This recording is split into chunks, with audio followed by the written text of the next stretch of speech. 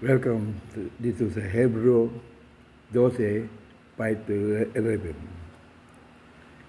Ating tema ay discipline.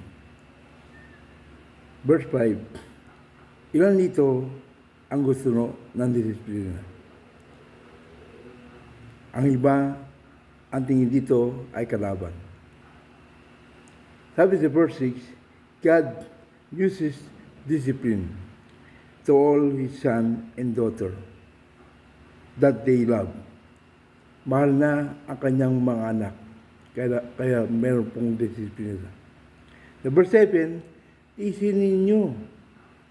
Sabi niya sa mga anak, tiisin ninyo dahil anak tayo ng Diyos.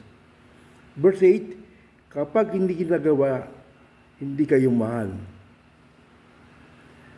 Verse 9, discipline bring us a good life. May mabuti pong patutunguhan ang isang taong may disiplina. Verse 10, to become good and holy servant of Him. Magiging mabuting lingkod tayo na Panginoon. Sabi sa verse 11, ang disiplina, masakit po siya, pero sa dulo ay maganda. Why some people never grow? They not got revelation of importance of discipline. Ang mga hindi lumalago, ayaw nila ng disiplina. Kasi tingin nila ay kalaban. Sino ang may problema sa disiplina? Sino ang gusto lumago? Kailangan mo ng disiplina. Discipline order a good life. Magandang buhay.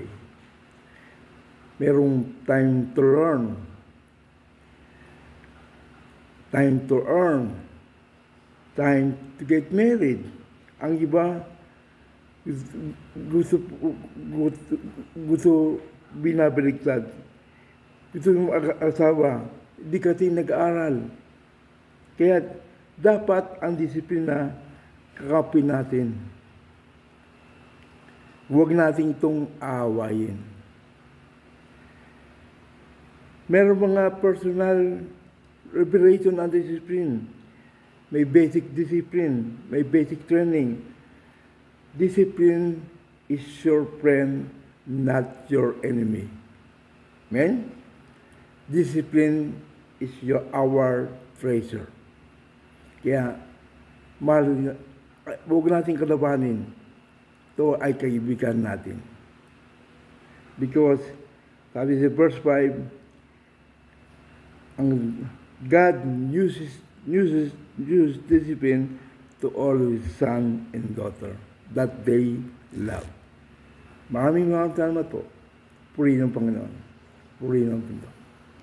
Amen.